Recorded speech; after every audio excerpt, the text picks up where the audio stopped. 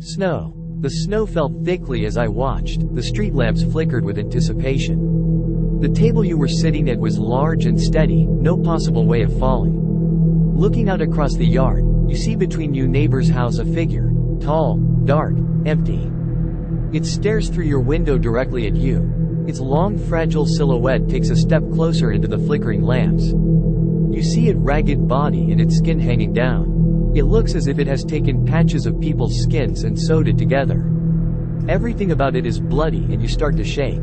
The table that you thought was so stable, dropped onto your legs. You flail hopelessly as you stager up to stand. As it comes closer, you perceive a word. Broken. You look up. Meeting its eyes with pain and suffering. I now understand. You look up and see that its face is not one of its own.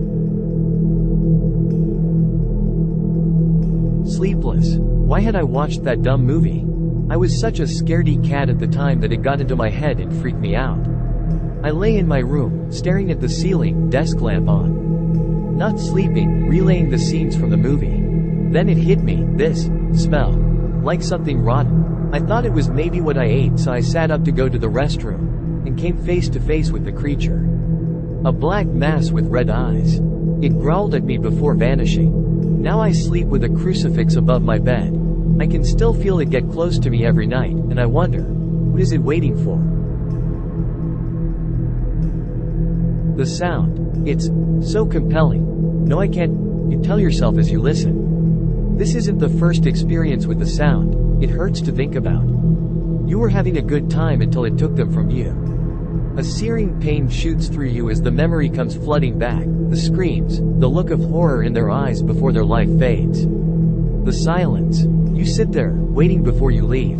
Is this right? What should I do? A tapping on your window wakes you from your daydream. You look away. Panic strikes you like a knife in the heart. Your chest heaves and you run away to the basement. It's there. It reaches out, its claws slowly getting closer. It puts its long, jagged fingers on your shoulder and you're frozen. Impossible to move even if you tried. Its eyes, blank and soulless. It strikes you and you feel warm blood dripping from your chest, as it rises above you. Its tall, bony structure is rough with claw marks and scrapes. It looks down and you realize you are falling into a trance. You try to escape but it pulls you in. It has collected. Don't listen. Voices. It started out quiet. Then as the days went by they got louder.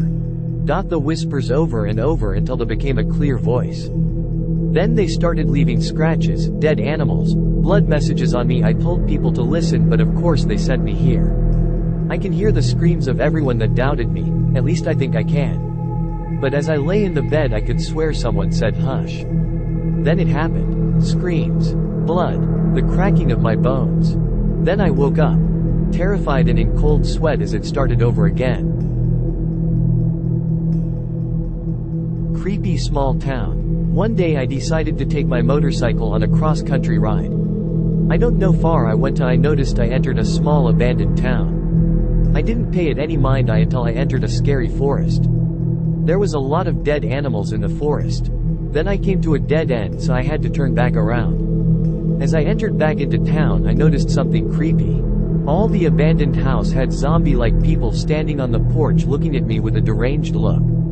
I did my best to get the hell out of there but my bike all of a sudden stopped from out of nowhere.